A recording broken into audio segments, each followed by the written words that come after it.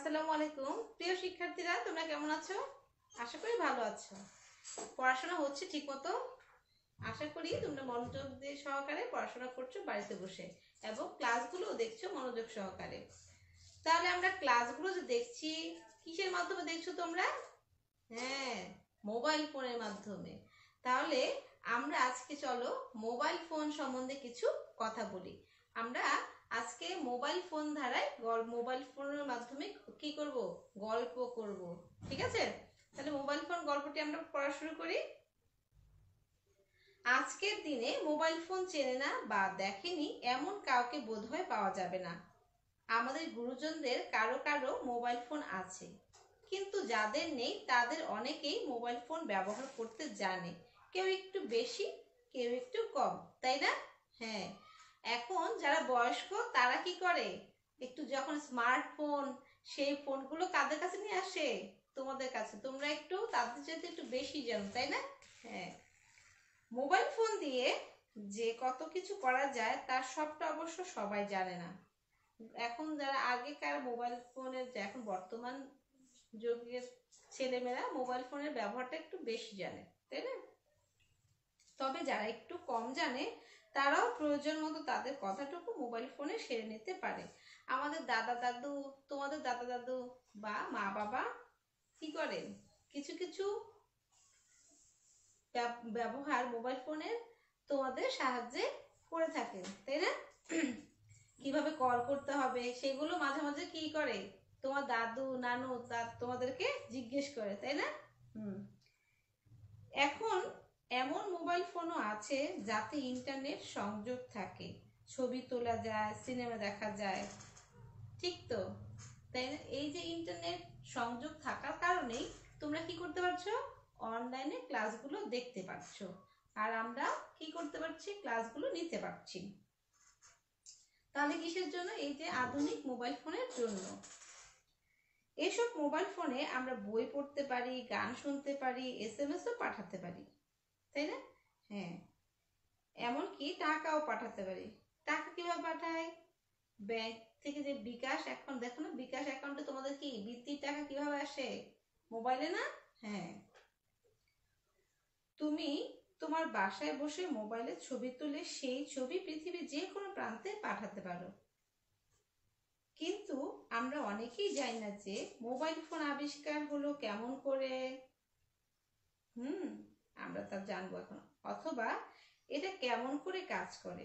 আসলে mobile phone কেউ একজন আবিষ্কার করেননি। দ্বিতীয় বিশ্বযুদ্ধের সময় থেকেই এটার উদ্ভাবন কাজ শুরু হয়। তারপর কালে কালে একটু একটু করে আজকের মোবাইল ফোন বেরিয়েছে। প্রতি বছরে এর পরিবর্তন ও উন্নয়ন ঘটে। কেমন করে? দেখো, প্রতি বছরে কি আপডেট মোবাইল ফোন আসে, তাই না? SMS, এক একটা ডিজাইন মডেল খুব আধুনিক থাকে এবং উন্নত উন্নত থাকে। আমেরিকার বিখ্যাত বিজ্ঞানী আলেকজান্ডার গ্রাহাম বেল টেলিফোন আবিষ্কার করেন। 1876 সালের 10 মার্চ তিনি তার সহকারী টমাস আগাস্টাস ওয়াটসনের সাথে প্রথমবারের মতো সফল টেলিফোনে কল করেন, তাই না? তাহলে তিনি কি করেছেন? যখন সফলভাবে কল করেছেন তখন কি কার্যকারী হয়েছিল? কত সালে? 1876 সালে। প্রথম পর্যায়ে সীমিত আকারে মোবাইল ফোন ব্যবহার শুরু হয় সেন্ট লুই শহরে 1947 সালে। কথাগুলো মনে রাখবে, কোথায়? সেন্ট লুই শহরে। ধাপে ধাপে এর উন্নতি ঘটে, অর্থাৎ আরো মডেল চেঞ্জ হয় এবং উন্নত মানের মোবাইল আবিষ্কার হয়। 1964 সালের দিকে শুধু গাড়িতে মোবাইল ফোন থাকতো। তার ওজন ছিল প্রায় 1 কেজি।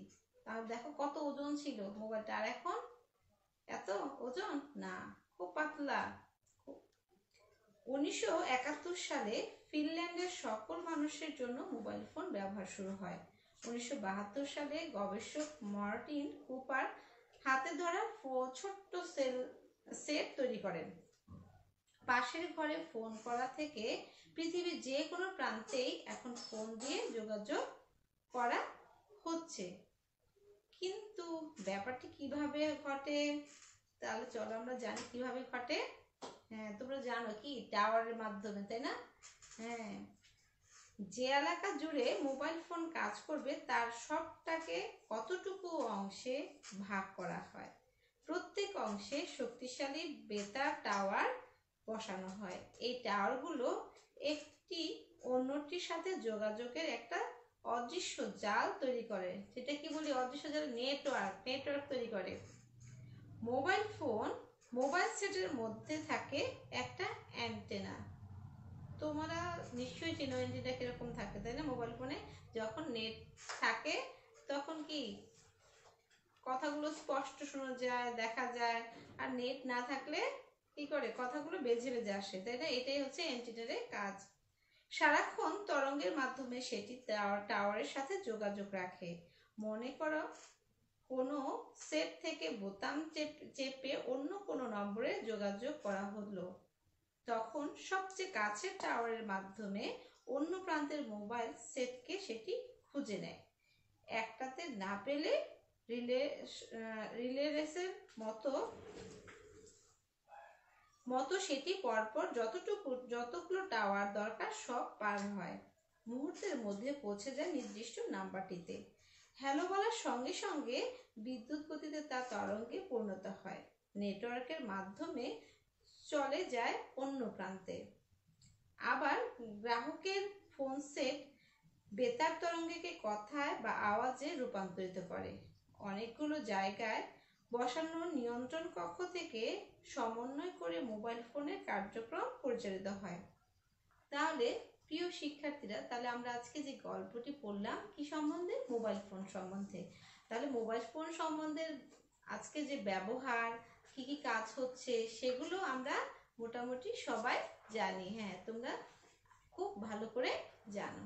তাহলে শুধু কি একটু আবিষ্কারের অংশটুকু আমরা মনোযোগ সহকারে জানবো এবং সেই অংশটুকু মুখস্থ করব, ঠিক আছে? আর হলো কি, দেখো এই গল্পটি বেশ মনোযোগ সহকারে পড়তে হবে, কারণ তোমাদের এখান থেকে প্রতিটি অংশ থেকে কি করে অনুচ্ছেদ আকারে দিয়ে থাকে এবং সেখান থেকে বিপরীত শব্দ চলে আসে, যুক্ত বর্ণ চলে আসে, ঠিক আছে? কিছু কিছু নতুন শব্দ দেওয়া থাকে এবং শব্দের অর্থ দেওয়া থাকে। সেই পাঠ থেকে আবার শূন্যস্থান তৈরি করতে হয়। তাহলে গল্পটা কি ভালো করে তোমরা রিডিং করবে, শব্দগুলো জানবে, বানানগুলো ভালো করে দেখবে। আমি কিছু শব্দ আজকে তোমাদেরকে বলে দিচ্ছি, সেই শব্দগুলো অর্থ বলে দিচ্ছি। সেই শব্দগুলো দেখো প্রিয় শিক্ষার্থীরা, দেখো উদ্ভাবন, আবিষ্কার করা, আগে ছিল না এমন কিছু তৈরি করা। এখানে আমরা কি বলেছি, গল্পটাতে কি বলেছি, উদ্ভাবন শব্দটি পেয়েছি। তরঙ্গ, উর্মি বা ঢেউ। গবেষক, যিনি গবেষণা করেন। অদৃশ্য, যা চোখে দেখা যায় না, অগোচর। অ্যান্টিন, কোনো বেতার যন্ত্রের সঙ্গে লাগানো তার বা অংশ যা দিয়ে যন্ত্রটি তরঙ্গ ধরতে পারে। রূপান্তরিত, এক রকম থেকে অন্য রকম করা। এসএমএস, আমরা বলি না এসএমএস পাঠাবে, এসএমএস কি করে, খুদে বার্তা। সমন্বয়, মিলন, তাহলে নেটওয়ার্কের সময় কি একটা নেট থেকে আরেকটা নেটের রূপান্তর সমন্বয় করার মাধ্যমে কি করে আমরা কথাগুলো স্পষ্টভাবে শুনতে পারি, সেটাই হচ্ছে এখানে বোঝানো হয়েছে সমন্বয়, সামঞ্জস্য বা মিলন। তাহলে প্রিয় শিক্ষার্থীরা, এইরকম ভাবে আরো কিছু তোমাদের শব্দের অর্থ আছে প্রতিটি লাইনের মাধ্যমে, সেগুলো তোমরা মনোযোগ সহকারে জানবে। এবং আমি কিছু যুক্ত বর্ণ দিব তোমাদের জন্য, সেগুলো আমরা একটু লিখে দিচ্ছি। প্রিয় শিক্ষার্থীরা, দেখো আমি কিছু যুক্ত বর্ণ দিয়েছি এবং সেগুলো দ্বারা শব্দ তৈরি করেছি আর কিছু বাক্য গঠন করেছি। আমি শব্দগুলো বলছি। দন্ত নয় ত, দন্ত ন যুক্ত ত, কি হলো শব্দ একটা হলো অন্তর। এভাবে তোমরা আরো শব্দ গঠন করবে এবং বাক্য তৈরি করে প্র্যাকটিস করবে। 8 হাত অন্তর অন্তর গাছ লাগাও। দন্ত নয় ট, দন্ত ন যুক্ত ট। প্যান্ট, পরিষ্কার শার্ট প্যান্ট পরে স্কুলে যেতে হয়। মূর্ধন্য ষ ক, মূর্ধন্য ষ যুক্ত ক, মূর্ধন্য ষ যোগ ক, এটা হয়েছে মূর্ধন্য ষ থেকে ক যুক্ত হয়ে। আবিষ্কার, বিজ্ঞানী গ্রাহাম বেল টেলিফোন আবিষ্কার করেন। ঠিক আছে, টেলিফোন আবিষ্কার করেন। দয়ব, দয়ব দ্বিতীয়, তুলি দ্বিতীয় শ্রেণীতে পড়ে, তুলি দ্বিতীয় শ্রেণীতে পড়ে। দয়ভ, দ যুক্ত ভ, উদ্ভাবন, বিজ্ঞানীরা নতুন কিছু উদ্ভাবন করেন। এরকম কিছু শব্দ তোমরা আরো কি করবে, নিজেরা বই থেকে অনুসরণ করবে। এবং আমি তোমাদেরকে আবার বলছি, বাড়িতে থাকবে, প্রয়োজন ছাড়া বাড়ি থেকে বের হবে না, এবং বাড়ি থেকে বের হলে অবশ্যই মাস্ক ব্যবহার করবে। প্রিয় শিক্ষার্থী, তোমরা ভালো থাকবে। আজকে এই পর্যন্ত। আল্লাহ হাফেজ।